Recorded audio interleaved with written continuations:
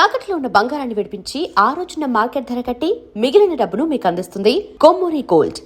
ఇక్కడ ఇండస్ట్రీ కూడా నంది అవార్డు వచ్చింది నాకు, బెస్ట్ ఆర్టిస్ట్, క్యారెక్టర్ ఆర్టిస్ట్ లాగా. అది ఎందుకు వచ్చిందో బెండ్లకృష్ణ నాకు వచ్చింది.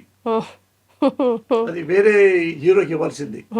హీరో పేరు చెప్తే బాగోదని నేను అది కథ విన్నారు, బాగుంది కానీ ఈ నైటీ వేసుకోవాలి కదా బెండ్లకృష్ణలో, నా ఫ్యాన్స్ అని ఫీల్ అవుతారేమో, అలా అయిపోయా నేను. షాకు అంటే మన ఇంకొక హీరోనేమో ఇది ఇమ్మని అంటే ఆ హీరోకి ఏమో సూట్ అవ్వదు. అంటే నైట్ ఆర్టిస్ట్గా చేయగలడేమో కానీ అంటే ఈయన చూస్తే భయపడేలాగా అట్ట కనపడవు, సాఫ్ట్గా ఉంటాడు అతను. అందుకని పుట్టస్త గారు చెప్పారు, ఏమండి అతనేమో వాళ్ళ ఫ్యాన్స్ ఏదో ఫీల్ అవుతుందా అంటాడు, ఇతనేమో ఇది సెట్ అవ్వదు, మరి ఏం చేద్దామంటే మీరే చేయండి అన్నాడు. నేనా అన్నా, మీరు కథ చెప్పేటప్పుడు నాకు బాగా చెప్పారు మీరు ఎక్స్ప్రెషన్లు, మీరే చేయండి, మీరే వద్దు ఓన్ రిలీజ్ చేస్తా చేయండి అంటే, అసలు రాకపోవచ్చు నాకు తెలుసండి, మీరు చేయండి. అప్పుడు చేశాను. ఆ నైట్ గిడి వేసుకొని చేస్తే అది హిట్ అయింది. అది 50 సెంటర్లో 30 రోజులు అడింది. అది ఒక్క రోజుకే డబ్బులు వచ్చినాయి. అంటే ఆ గెటప్పులు వాటికి వీటికి ఏంటంటే ఆల్మోస్ట్ నేను తెలిసిన వాళ్ళే కదా అందరినీ, అవి అన్ని హీరోలకి కథలు రాసేవాడు కదా, అందుకని అట్లా హిట్ అయిపోయింది అది. So how did you like the whole process of Telugu cinema? I don't know about Telugu, even Bollywood. क्योंकि मैंने पहले कभी किया नहीं है. Correct. So when he asked me about this role, first of all I literally shocked. मतलब मुझे believe नहीं हुआ, मतलब मैंने सब बचपन से कभी सोचा ही नहीं इस चीज़ के बारे में.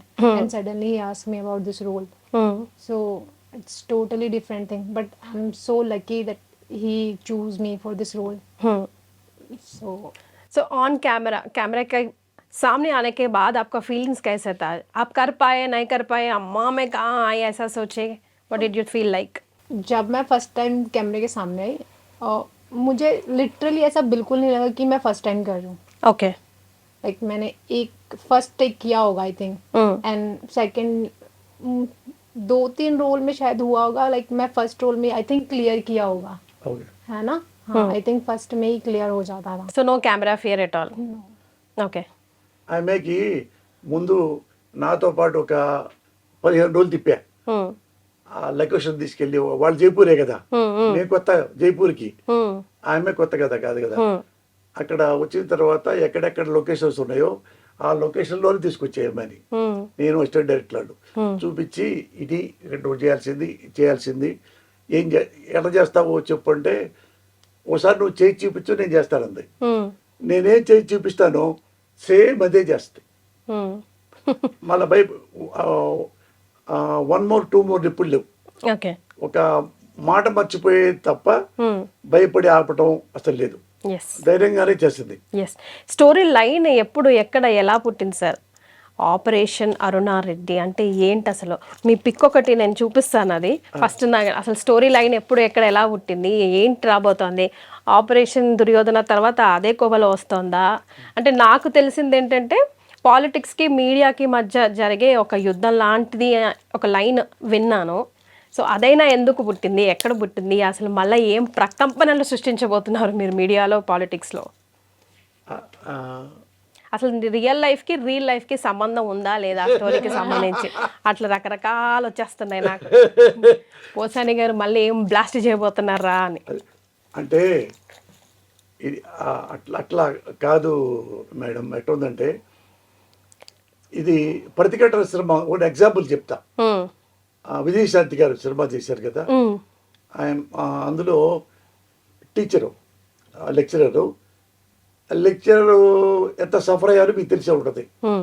ఆ అమ్మాయి రోడ్డు మీద ఒక ఎస్ఐని చంపితే విట్నెస్ ఇవ్వడానికి వెళ్తే పెద్ద రౌడీ ఖాళీ అనేవాడు, నీకు ఈ సంబంధం లేదు, నువ్వు కాలేజీకి వెళ్ళు, ఇట్లాంటి చేయొద్దంటే, లేదు నేను సిన్సియర్గా ఉంటాను, అంటే అప్పుడు ఆ క్యారెక్టర్ని వాడు బట్టలు తీసి పారేసి ఇంకోటి తీసి పారేసి చేస్తే అది వాళ్ళ భర్త చూస్తాడు, వాళ్ళ అత్తామామలు చూస్తారు.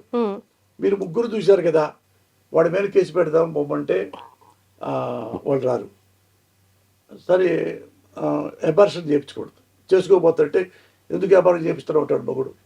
అంటే ఒకవేళ నువ్వు ఎటు రౌడీ అంటే భయం కదా, అందుకని నీకు ఇన్సెక్యూరిటీ నాకు ఇది ఉంది, అందుకని లేదా నువ్వు మగోడు అయితే స్ట్రాంగ్గా రౌడీతో కేసు పెట్టించు.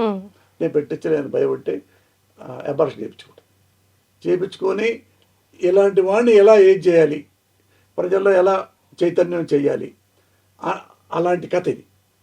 ఉన్న ఎగ్జాంపుల్కి చెప్తున్నా. ఇక్కడ అంతే. ఒక ఎవరంటే ఢిల్లీ యూనివర్సిటీలో పెద్ద యూనివర్సిటీ ఇక్కడ, ఆడ 6-7 మంది కొలీగ్స్ జర్నలిజం వాళ్ళు అయిపోయిన తర్వాత రకరకాలుగా వెళ్ళారు. ఒకళ్ళు రాజస్థాను, ఒకళ్ళు బెంగళూరు, ఒకటి ఢిల్లీలో, ఒకటి వేరే చోట, ఒకటి వేరే ఇంకొక స్టేట్ ఒరిస్సా. వాళ్ళందరూ విడివిడిగా వెళ్ళిపోయిన తర్వాత ఇందులో ఒక అమ్మాయికి ప్రాబ్లం వచ్చింది. ఇదే ఆ అమ్మాయి చాలా మంచి అమ్మాయి, ఆ అమ్మాయికి ఎందుకంటే చూస్తే ఈ అమ్మాయిని రోడ్డు మీద పడేసేలా చేశారు. ఈ అమ్మాయి మంచిది కాదు, క్యారెక్టరు లేదు, తిరుగుమోతు, హోప్లెస్ లేడీ. ఇన్ని చేసిన తర్వాత టీవీ స్టూడియోలోంచి కూడా బయటికి వెళ్ళగొడతారు. వాళ్ళందరూ కలిపి ఆ అమ్మాయిని అడుగుతారు, వచ్చి ఇక్కడికి వచ్చి అర్జెంటుగా అందరూ ఫ్లైట్లో వచ్చి ఒక చోట ఉండి ఏంటంటే డీటెయిల్స్ అన్ని తెలుసుకుంటారు. వాళ్ళు తెలుసుకుంటే వాళ్ళంతా ఒకటైపోయి ఒక పాలిటిక్స్, క్రికెట్ పాలిటిక్స్ గొప్పదా, ఒక సిన్సియర్ జర్నలిజం గొప్పదా, దేఖ్లేంగే అదే వర్డ్ అంటుంది ఒక అమ్మాయి. దేఖ్లేంగే ఏడి ఆమె రాజస్థాన్లో పనిచేసే అమ్మాయి. ముగ్గురు హీరోయిన్లో ఒకరు వేరే ఆర్టిస్టులు కూడా ఉంటారు. వాళ్ళు జర్నలిస్టు, ఆడాళ్ళు, మగవాళ్ళు అంతా పెట్టాం. అది స్టింగ్ ఆపరేషన్ చేసి ఈ అమ్మాయి ఎంత మంచి అమ్మాయి ఒకటి, ఈ పబ్లిక్ ఎలా ఉండాలి వాళ్ళందరూ రియలైజ్ చేస్తారు సొసైటీకి. అందులో ఫస్ట్ చెప్పుద్దా ఆ అమ్మాయి, నేను రాజకీయాలంటే నాకు కోపం కాదు, ఏ రాజకీయ నాయకుడిని నేను ఎప్పుడు విమర్శించలేదు, ఏ పార్టీని నేను విమర్శించలేదు, ఎప్పుడు చేయలేదు. నేనేం చెప్తానంటే మీ ప్రజలందరికీ, ఫలానా వ్యక్తి రాజకీయాలకు వ్యాపారం కోసం రాజకీయాల్లోకి వచ్చాడు, ఫలానా వ్యక్తి సేవ కోసం రాజకీయాల్లోకి వచ్చాడు, అవి మీకు చెప్తా. ఎవరికి ఓటేస్తారో, ఎట్లా మీరు సమాజాన్ని కాపాడుకుంటారో మీ ఇష్టం అని చెప్పి సాగిపోయే కథ అండి. అట్లా చెప్పిన తర్వాత వాళ్ళు కూడా రియలైజ్ అయ్యేలాగా చేస్తుంది. అలాంటి మంచి అమ్మాయిని ఈ అమ్మాయి ఇట్లా బిహేవ్ చేస్తే మనకు ప్రాబ్లం అవుతుంది మన పాలిటిక్స్కి అని ఆమెని ఇది చాలా బ్యాడ్గా చేసిన తర్వాత ఈ స్టింగ్ ఆపరేషన్ స్టార్ట్ అవుద్ది. అదే ఆపరేషన్ అరుణారెడ్డి. అంతే తప్ప ఇక కొట్టడాలు కానీ తిట్టడాలు కానీ కనీసం ఒరే అనే మాటలు కానీ వసే అనే మాట కానీ ఒక వల్గర్గా ఒక విజువల్గా కానీ వెర్బల్గా కానీ ఏముండదండి. మరి మనం మెసేజ్ ఇస్తే ఈ రోజుల్లో యాక్సెప్ట్ చేసి తీసుకునే జనాలు ఎంతమంది ఉన్నారన్న మీరు ఫీల్ అవుతున్నారు? అంటే రోజు రోజుకి ఎంటర్టైన్మెంట్ వరల్డ్ ఎలా చేంజ్ అవుతుందో మనం చూస్తూనే ఉన్నాం కదా సార్, ఎవిడెంట్గా. అది ఎట్టనుకుంటారంటే